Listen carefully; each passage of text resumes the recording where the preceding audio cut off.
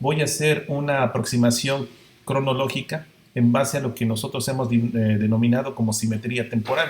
Aquí quiero mostrarles, antes de nada, recientemente la doctora Linda Manzanilla logró, a través de algunas técnicas modernas, como es el arqueomagnetismo, como es las técnicas que ya se conocidas del carbono 14, logró determinar el año una aproximación muy cercana a cuándo habría ocurrido la caída o el gran fuego que le llama ella, en Teotihuacán, es decir, el abandono ritual justamente de esta gran metrópoli.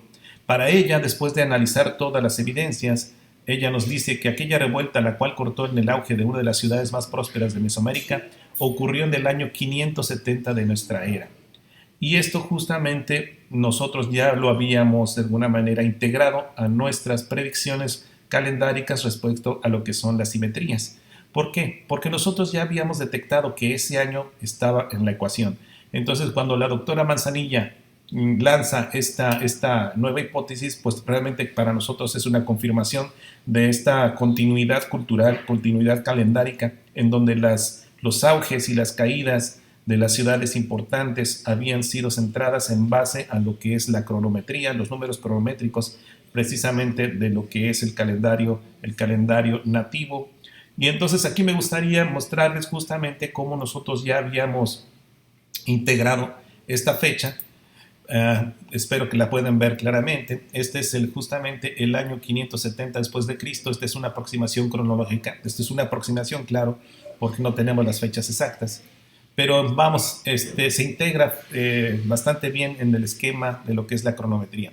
La fecha aproximada dada por el arqueomagnetismo y por el carbono 14, como lo vimos, es el año 570 después de Cristo. Aquí es cuando el fin de Teotihuacán, lo que la doctora Linda Manzanilla denomina como el gran fuego. Este gran fuego controlado que hace que de alguna manera se termine una era de forma ritual. Y vemos cómo entonces ella lo publica el 25 de febrero del año 2020, apenas justamente el año pasado. ¿Cómo se integra directamente con otras ciudades? Pues lo vamos a ver a través del Tonalpohualli, o lo que es lo mismo el número 260. El número 260 y su mitad. Hemos visto que la simetría que podemos encontrar en el calendario es muy importante. Aquí podemos ver cómo 130 años después, sumamos 570 más 130, llegamos al año 700. Y el mismo INA, el Instituto Nacional de Antropología e Historia, nos dice que Uxmal fue fundada en el año 700. Entonces podemos ver cómo esta caída y cómo Uxmal habría sido fundada 130 años después de la caída de Teotihuacán, de alguna manera sucediéndose en el tiempo, pero a través de la cronometría nativa. Como vemos después, 130 años después de esta fundación, y aquí ya estaríamos sumando 260 años, llegamos al 830. 260 sabemos que es una cuestión calendárica que corresponde a la cronometría del Tonalpohualli, que sabemos que se manejan días, pero aquí podemos ver de alguna manera fractal hacia lo que son años. 260 años después de que Teotihuacán cae, está también lo que para Arnold Livius, también hay un gran fuego, pero ahora en Xochicalco, una de las ciudades que sabemos que después de la caída de Teotihuacán son las que tienen un auge. Para este investigador, esto habría ocurrido en el solsticio de invierno del año 830, porque también hubo una conjunción inferior de Venus. Y como nosotros nos hemos mostrado últimamente, Venus es como el director de orquesta en cuestiones calendáricas. Sí es importante el Sol, pero no menos importante es también el planeta Venus, esta danza entre la Tierra, el Sol y Venus. Entonces vemos también para el investigador Jesús Galindo Trejo, él escribió un libro que se llama Arqueoastronomía en América Antigua. Él dice que el castillo, esto que se llama pues el templo de Kukulcán, lo que conocemos ahí en Chichén Itzá, pues también habría sido erigido justamente en el año 830 porque coincidía en ocasión de completarse el 10º Bactún. Aquí vemos 10.000, esta es en una terminología de cronometría maya, y entonces vemos cómo ese 830 se vincula tanto con Chichén Itzá como con Xochicalco. Aquí lo podemos ver como final y un inicio, pero vinculado directamente a lo que es Teotihuacán. 260 años después, entonces, de esta caída o este fuego ritual del gran fuego en Teotihuacán, entonces habría ocurrido esto. Con esto podemos ver cómo ciudades importantes se van ciñendo a los números cronométricos entonces del el calendario nativo. Aquí si le sumamos otros 130 años llegamos justamente al año 960. 960 es la fecha que yo he propuesto como el inicio del quinto sol. El inicio del quinto sol en donde justamente en Teotihuacán, en el primer paso cenital, la luna habría estado en el nadir, justamente en una simetría, digamos, lo espacial. Estaría el sol, estaría la luna y estaría Teotihuacán justamente en el centro. De alguna manera es una forma de un reinicio.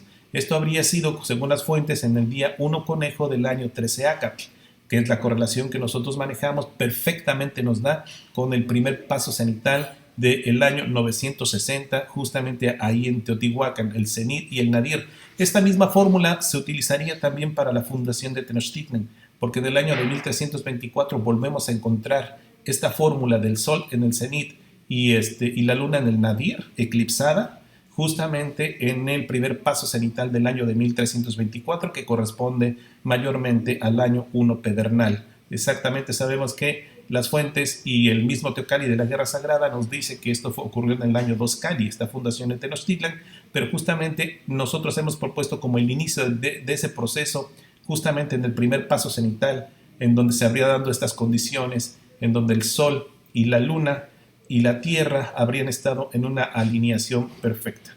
Bien, entonces vemos cómo nos vamos ciñendo a estas cronologías, a estas cronometrías en base a lo que son los números cronométricos de Anáhuac. Si me lo permiten, voy a pasar a la siguiente lámina en donde complemento.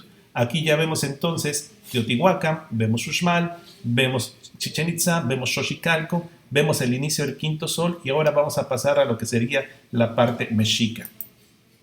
La parte mexica, esta es la misma lámina que les había puesto anteriormente, pero ahora le hemos agregado otros 130 años. ¿Por qué? Porque del 960 más otros 130 años llegamos justamente al año 1090 después de la era común, o en la era común después de Cristo. Y esto corresponde al primer encendido de fuego nuevo mexica. Esto es lo que entonces vincula la caída de Teotihuacán con el inicio de la era mexica. ¿Por qué? Porque hay exactamente 2 veces 260, que son 520 años entre el fin de Teotihuacán y el primer encendido de fuego nuevo mexica, justamente en el año de 1090 después de Cristo. Aquí entonces ya vemos esta continuidad cultural, esta continuidad calendárica en base a ya 520 años, que no es nada despreciable, no es nada sencillo, pues no habría sido sencillo poder tener esta continuidad cultural si hubiéramos tenido unas sociedades en guerra, sociedades que hubieran tenido conflictos. Cada quien hubiera empezado su cronometría y aquí vemos que parece que no fue así, porque al menos todo esto se ve vinculado, todas estas ciudades se ven vinculadas hacia una sola matriz calendárica. Bien, voy a pasar entonces a mostrarles otra de las láminas. Espero no ir muy rápido, espero a ver si dando una explicación. Sé que tengo poco tiempo. Y aquí entonces podemos ver esta misma lámina, pero ahora a través de lo que se ha denominado una gran era solar. Una gran era solar es un periodo de 1508 años vagos que corresponden a 1507 años trópicos, que esa es la forma en que quedó representada justamente en el panel ese que los arqueólogos llaman del ajuste, el ajuste ahí en Xochicalco. Justamente estaríamos hablando de que el arqueólogo Rubén Morante ya demostró fehacientemente de que justamente se habría conmemorado ese panel porque se habría llegado a la mitad de una gran era solar, que estamos hablando entonces como son 29 atados de fuego nuevo, ahí estaría justamente marcado esa parte de Xochicalco. Yo aquí se los he puesto porque justamente las fuentes nos dicen que el quinto sol nace después de 26 años de oscuridad. Una vez que había terminado el cuarto sol, fueron 26 años en los que no hubo sol y hasta fue en el año 960 en que volvió a nacer este quinto sol. 26 años de oscuridad. Y resulta que si nosotros sumamos 365 años de esa caída, de ese gran fuego ritual, justamente en Teotihuacán, llegamos al año 935, que habrá sido cuando habría concluido el cuarto sol. 26 años después, entonces habría sido la creación del quinto sol, ese año del 960, como ya les dije, en el primer paso cenital de la ciudad de Tenochtitlan. Y este sería justamente el marcador, el solsticio de invierno del año 753, que es la mitad de una gran era solar, como les dije, habría ocurrido del 21 al 22 de diciembre del año gregoriano 753, del año 753, pero ya en términos gregorianos. Entonces vemos cómo el Tonalpohualli terminó justamente en el solsticio de invierno a la mitad de una gran era solar, lo que nos muestra entonces esta continuidad. Bien, ya para terminar, déjenme mostrarles lo que sería ya más ciudades anexadas a este esquema, en donde vemos ahora sí una aproximación cronológica de Mesoamérica. Aquí vemos justamente lo que son el año 570, vemos 130 años, cómo se construye el templo 5 de Tikal, la fundación de Tula, también está centrada aquí, la de Uxmal. 130 años después empieza a declinar Tikal, mientras sus centros de secundarios ganan autonomía. También se funda, es consagrado el castillo y vemos el final de Xochicalco. Vemos todo esto en base a la cronometría. 130 años después, como ya se los puse, es el quinto sol. 130 años después tenemos la salida de Aztlán en el año 1064-1065. 130 años después, 260 años después, vemos aquí cómo llegamos a la fundación de Tzintzuntzan en 1350. Y vemos cómo también se va ciñendo lo que sería la propia cronometría y la propia historia de los mexicas. Como ya les dije, el año 960 había marcado la creación del quinto sol. 365 años después sería la fundación de Tenochtitlan, en el año de 1325. Aquí lo vemos, 365 años después. Y a la mitad, justamente en el año 1142, aquí lo podemos ver, habría sido el nacimiento de Huitzilopochtli. Aquel solsticio de invierno del año de 1142 habría sido un día 1 pedernal, 1 tecpatl, que las fuentes nos dicen que el mismo Huitzilopochtli nació en el día 1 pedernal, en el solsticio de invierno, y justamente coincide, de acuerdo a la correlación que nosotros manejamos, que en el solsticio de invierno se llamó 1 tecpatl. Y entonces podemos notar que esta gran era solar terminó justamente aquí en el año de 1508. Y vemos que entonces lo que se deduce de ahí es de que a la mitad de esos 365 años entre el nacimiento de Huitzilopochtli y el fin de esta gran era solar está la fundación de Tenochtitlan. Con eso hablamos entonces de simetría temporal, de alguna manera, que como se va relacionando con todas las simetrías y con todos los números cronométricos se les he mostrado acá.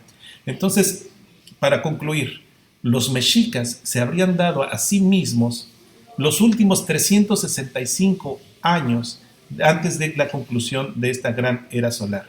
Los últimos 365 años desde el nacimiento de Huitzilopochtli hasta justamente esta conclusión.